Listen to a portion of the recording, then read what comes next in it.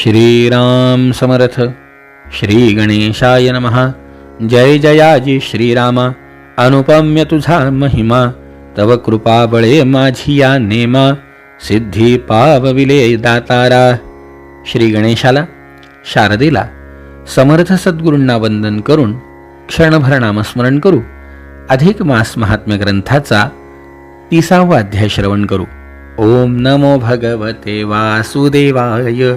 ओम नमो भगवते वासुदेवाय. ओम नमो भगवते वासुदेवाय.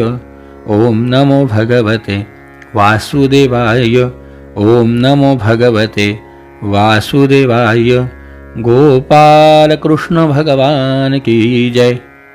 श्रोते हो, भगवंताचं स्मरण करून, भगवंताचं चिंतन करून भगवंतानी लक्ष्मीला सांगितलेला संवाद आपण गेल्या 29 दिवसांपासून श्रवण केला. खरं म्हणजे रोज एक अध्यायाचं श्रवण का? 30 अध्याय का लिहिल्या गेले? कारण संपूर्ण भरता एक मास, तयाची गणती 30 दिवस. संपूर्ण महिनाभर भगवंताचं चिंतन या निमित्ताने आपल्याला रोज घडावं म्हणून अध्याय हे 30 झाले असती निर्धारे. एवढ्याकरता 30 अध्यायाचं कवींनी लेखन केलंय. आपणही रोज एका अध्यायाचं श्रवण केलं आहे. ह्या 30 मौक्तिकांच्या माळा, सभाग्य श्रोती घालाव्या गळा. भावे अर्चिजे घनसावळा, घाला गळा तयाचिया. या 30 अध्यायांचं श्रवण एकेका माळेच्या स्वरूपामध्ये भगवंताच्या गळ्यामध्ये समर्पण करून ही सेवा भगवंताच्या चरणी समर्पण करूया. किंवा हे 30 दीप उजाळा, हे 30 दिवे असं समजा. भावार्थे घृत वाती घाला, त्याच्यामध्ये भावाच्या वाती घाला. अंतर्ज्योत पे पाजळा, अंतःकरणामध्ये ज्ञानाचा दीपक प्रकाशमान होऊन अज्ञानाचा अंधकार दूर व्हावा, एवढ्याकरता या 30 अध्यायांची योजना केल्या गेली आहे.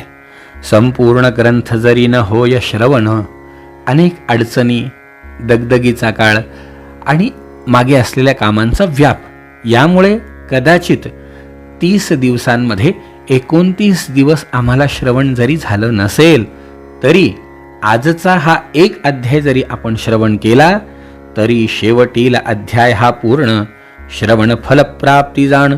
संपूर्ण कथन ग्रंथगर्भी, संपूर्ण ग्रंथामधल्या कथांचं सार आपल्याला आज श्रवण करायला मिळेल. म्हणून आजचा अध्याय जरी श्रवण झाला तरी संपूर्ण महिनाभर ही कथा ऐकल्याचं पुण्य तुम्हाला मला नक्की मिळणार आहे. म्हणून आपण ही बहु आदराने कथा श्रवण करूया. प्रथमाध्याय. पहिल्या अध्यायात काय झालं? मिळवणी समग्र ऋषीचा मेळा. सुतापती प्रश्न केला. सुतांना विचारलंय शौनकादिक ऋषींनी. त्यावेळेला लक्ष्मीनारायण संवाद. सुतांनी त्यांना लक्ष्मीनारायणाचा संवाद सांगितला. या मलमासाची उत्पत्ती कशी झाली ते आपण ऐकलं. दुसऱ्या अध्यायामध्ये गोसेवेचं वर्णन करत असताना ब्रह्मदेवाच्या असत्य वदन्यामुळे गायीला कशा प्रकारे शाप मिळाला याची कथा आपण ऐकली. इंद्राणी पौलव्य ऋषींना छळण्याकरता देवांना पाठवलं, अप्सरांना पाठवलं. त्यावेळेला यांच्या शापामुळे घाबरून भयभीत झालेल्या सगळ्या देवांनी गौमातेचा कशा प्रकारे आश्रय घेतला हे आपण 3ऱ्या अध्यायामध्ये ऐकलं. तपस्वी, ब्रह्मज्ञानी, साधू संतांच्या सेवेचं काय फळ आहे हे आपण 4थ्या अध्यायामध्ये ऐकलं. 5व्या अध्यायामध्ये कृष्णाचे नातू चेंडू फळी खेळत असताना तो चेंडू ज्यावेळेला विहिरीत गेला, त्यावेळेला नृगराजाला सरड्याच्या रूपामध्ये पाहिल्यानंतर त्याचा उद्धार भगवंतानी कशा प्रकारे केला ही कथा आपण 5व्या अध्यायामध्ये ऐकली.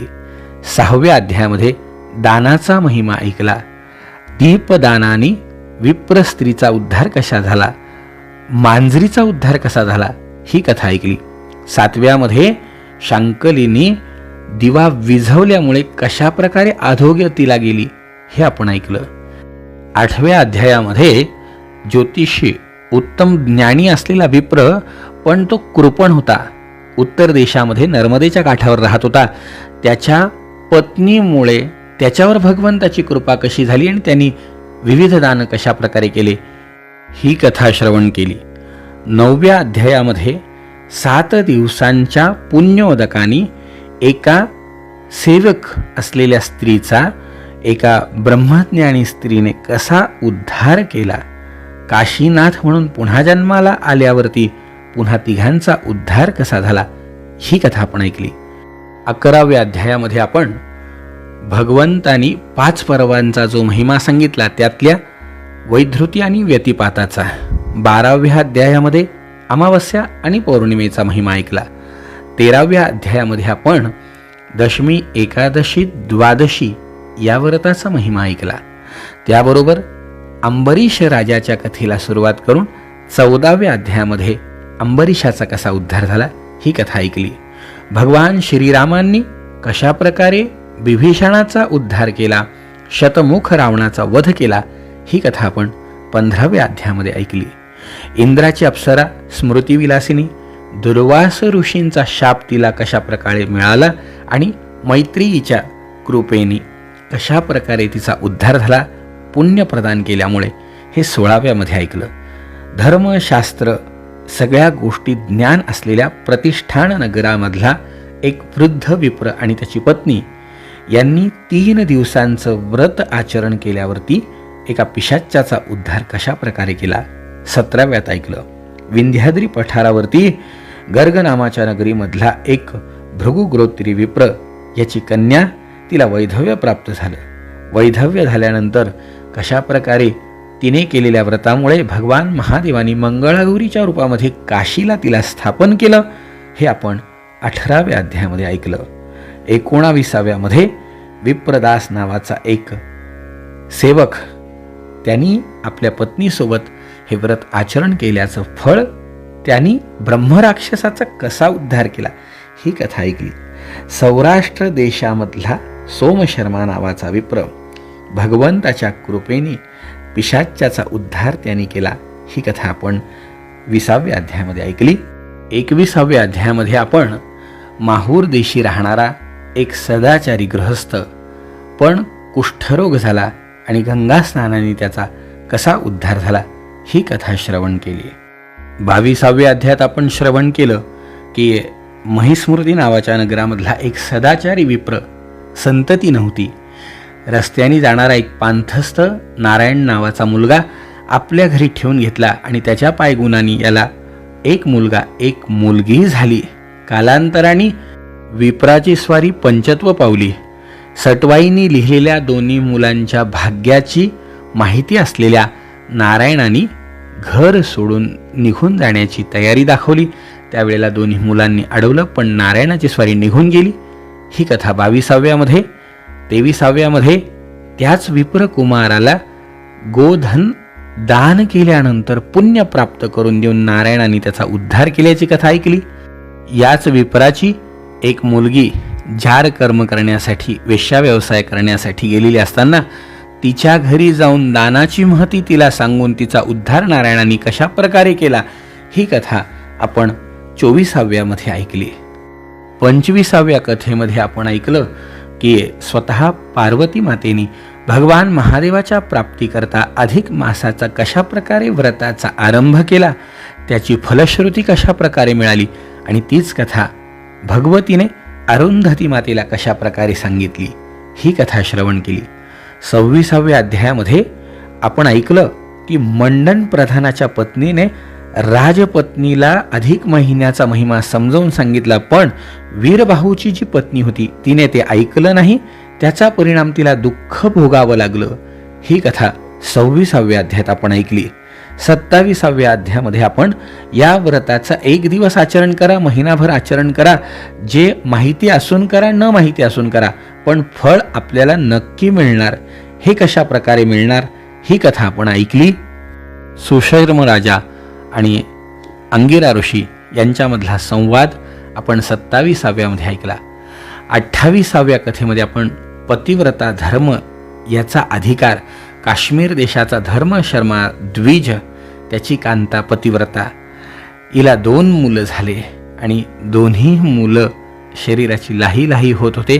त्यांच्यावरती पतिव्रतेने पाणी शिंपडल्यावरती कशा प्रकारे त्यांचं कल्याण झालं. ही कथा श्रवण केली. कालच्या 29व्या अध्यायात आपण काय काय व्रत केले, त्या व्रताची फलश्रुती प्राप्त करण्यासाठी कशा प्रकारे दान करावं ही कथा श्रवण केली. आणि आज हा 30वा अध्याय, जो 29 कथांचं सार, ती क्रमाक्रमाने कथा पुन्हा अल्पस्वरूपात आपण श्रवण केली. या संपूर्ण महिनाभर जे काही व्रत केले, वैकल्य केले, त्या सगळ्या व्रतवैकल्यांचं कथाश्रवणाचं पुण्य भगवंतानी तुम्हाला आम्हाला प्रदान करावं.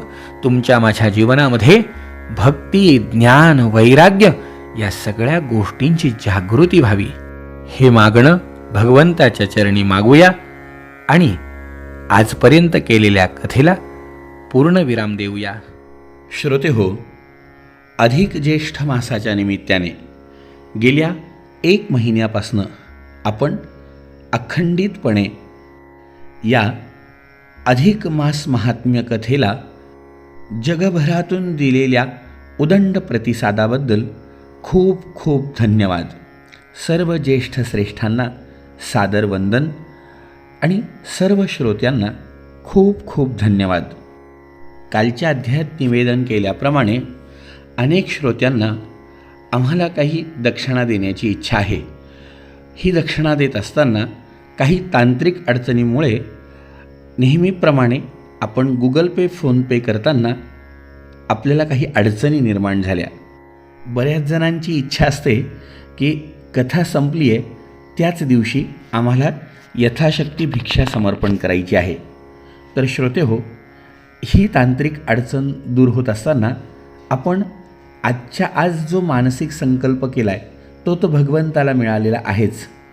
तांत्रिक अडचणी दूर होऊन येणाऱ्या 1-2-3 दिवसामध्ये जरी आपण आपली ही सेवा गुगल पे, फोनपेद्वारे केली तरी पण ती चालणार आहे, जेणेकरून आपला हेतूही पूर्ण होईल आणि तांत्रिक अडथळाही दूर होईल. यासाठी म्हणून आज स्क्रीनवरती आपल्याला QR कोडसुद्धा उपलब्ध करून दिला आहे. आपण आपली सेवा या QR कोडद्वारे सुद्धा समर्पित करू शकता किंवा गुगल पे, फोनपेद्वारे आपण ही सेवा समर्पित करत असताना नेहमीप्रमाणे आपला तोच क्रमांक आहे 98 60 78 29 89 किंवा 99 75 20 30 67. श्रोते हो, पुन्हा एकदा सांगतो, आपण सेवा समर्पित केलीच पाहिजे असं बंधन अजिबात नाही. मात्र भगवंताचं नामस्मरण आपण सातत्याने करत राहावं एवढी मात्र अपेक्षा आहे. महत्त्वाची सूचना म्हणजे आगामी काळात होणाऱ्या अनेक व्रत, उत्सव, सणांच्या निमित्ताने वेळोवेळी आपणास लागणारी माहिती आणि छोट्या छोट्या विविध पूजा याच आपल्या अविरत दासनवमी महोत्सव या यूट्यूब चॅनेलद्वारे प्रसारित होतील. यासाठी आपण या अविरत दासनवमी महोत्सव या यूट्यूब चॅनलला सबस्क्राईब करा, लाईक करा, शेअर नक्की करा. आणि हो, ज्यांना सहज व्हॉट्सअपद्वारे ही माहिती पाहिजे त्यांनी आपल्या 98 60 78 29 89 या व्हॉट्सअप क्रमांकावरती एक मेसेज करा. आपल्याला आपल्या अविरत दासनवमी महोत्सव या व्हॉट्सअप ग्रुपला जॉईन करून घेता येईल. लवकरच आपण मागे देवी भागवत कथासाराचे जे भाग प्रसारित करत होतो त्यातले उर्वरित भाग आपणासाठी प्रसारित केल्या जातील. पुन्हा एकदा सर्व श्रोत्यांचे खूप खूप आभार. सर्व श्रोत्यांना खूप खूप धन्यवाद आणि ज्येष्ठ श्रेष्ठांना सादर वंदन. जय जय रघुवीर समर्थ.